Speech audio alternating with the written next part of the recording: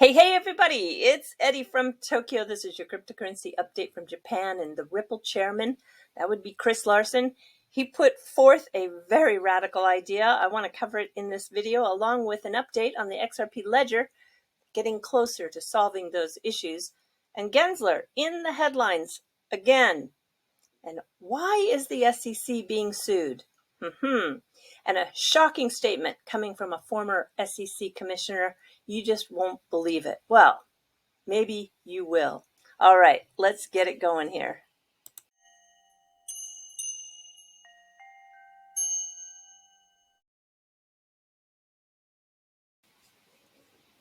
Here you have a look at the top 100 by market cap, and we are moving into the green. Yeah, Bitcoin is over 49,000, so it is bringing the alts up with it. We have an increase in the total global market cap of about 1.7%, sitting at 2.26 trillion. Quant and Gala, they're in the number 1 and number 2 spot for the top gainers in that top 100 ranking. And it's very interesting that Quant is back over $200, trading at 218 at the time of this recording. So it's 28% up on the 24-hour. And Gala, as in Gala Games, it was up 25%, currently coming back down just a little under 18%, trading at 61 cents. And XRP, a little flat, going sideways, 0.14% off. But yeah, if Bitcoin keeps making its moves, I think we're going to see some really nice price action across the board. So Gala Games, all of the big Gala Game fans are at the Aria in Las Vegas for the Galaverse event. They've had so many announcements. You really need to go to the Twitter feed and take a look at it all. I mean, Townstar is now a play to earn game. They're teaming up to bring this game called Last Expedition. It's going to be a first AAA first person shooter with blockchain backed ownership. That's a first. And the fateful snapshot for Mirandus, and there's another new game called Legacy. It's just, all the photos look amazing. I really wish I was there. The event was packed, as you can see, and sold out for the weekend. Now, I want to talk about this very interesting, kind of radical idea, at least that's what it's being called, by Chris Larsen. He is the chairman and co-founder of Ripple. He tweeted out what he's calling a proposal to move Bitcoin away from the high energy use of proof of work. And he wants to start the discussion, basically. And that discussion is about making a change to the code. And he outlined his idea in a Medium blog post. And the solution, is to change Bitcoin's code to a low energy consensus algorithm. And today, I think there were about 900 people who chimed in.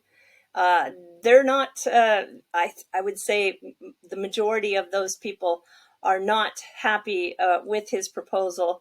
And they believe that this massive energy consumption that's going to last until 2140, if left unchanged, is okay, and that it secures the network and it makes it strong. And I read every reason under the sun why they don't want to change.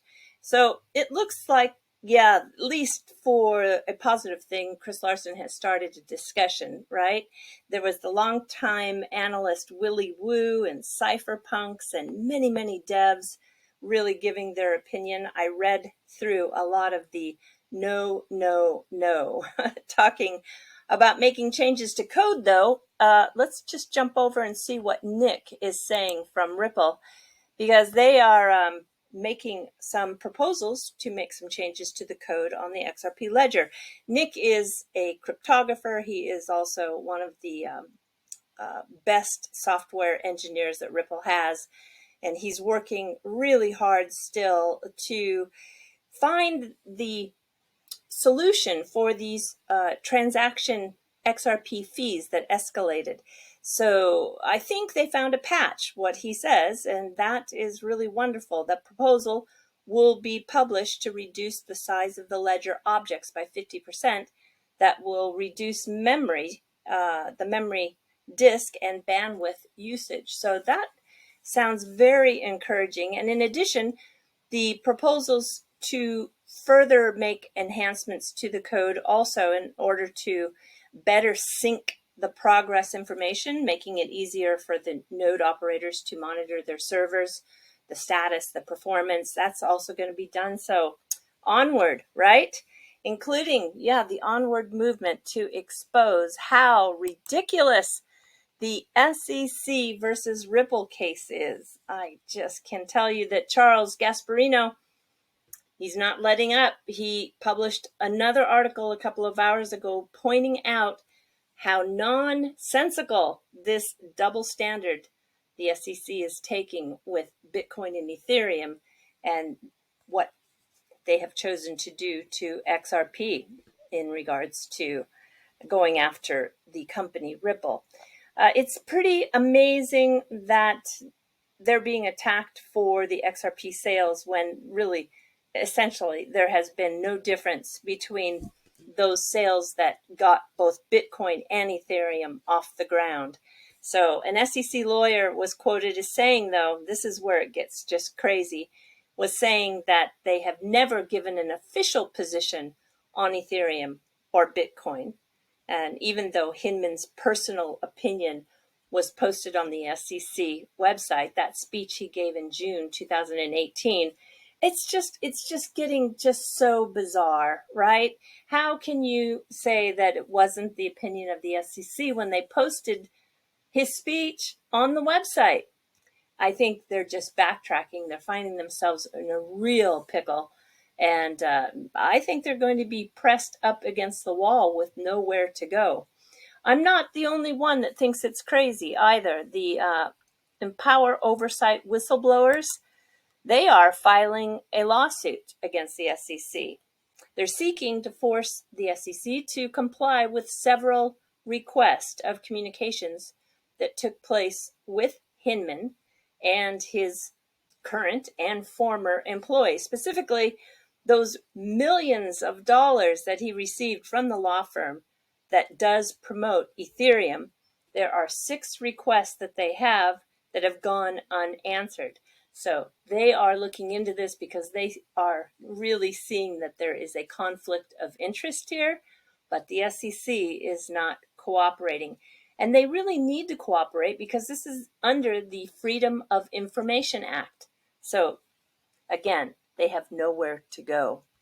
All right, you just can't ignore that the Asian consensus chief, Charles Dossier, has said last month that companies prefer Ethereum for cross-border payments because of the smart contract layer that they can couple with blockchain and the fact that also Ethereum issues tokens. Now they're using an ERC 777, which has a lot of programmers around the world that know how to program in that Solidity language. So it does make it an attractive language to build in. And they also use an IBFT for settlement with this private sidechains that are built for these financial institutions. So they don't have the high fees that, when you hear Ethereum, you automatically think that they are dealing with those high fees. But on certain private chains, they can get around that with that settlement doing the IBFT. So anyway, they did mention Ripple in this particular article. And I don't know, I just get the feeling that we're getting a lot of propaganda from the consensus team, if you want to know the truth. All right, the XRP fees I paid today to complete my custom design necklace and charms were just fractions of a penny. And I am so excited to tell you that I've chosen this design here that was made custom by tboon_8. What a great guy. I mean, we pretty much knocked out this idea and the choice of colors, which are going to go from a pink to a silver to a touch of gold in less than 24 hours. And I paid him in XRP. And then I asked Gary Gensler, So was my payment using XRP a security transaction? Just asking for a friend. Yeah, I'm sure I will not get an answer back. And then if you want to just really be blown away, this is a former SEC Commissioner, Joseph Grunfest. And he's the one that sent the letter to Clayton that the Ripple suit should not be filed. And I just think you're going to be surprised when he says that Gensler is crying for help because he doesn't know what to do. And it is also the best example of a case that's being inappropriately litigated. So here, have a listen. You know, Gensler's request for legislation, the way I read it, was a massive cry for help. All right? Because I don't think the SEC really knows what to do with this situation in terms of if it had the job to write regulations. All right? And Commissioner Pierce, she's got her proposals, but the probability that would get critical mass at the agency is not huge.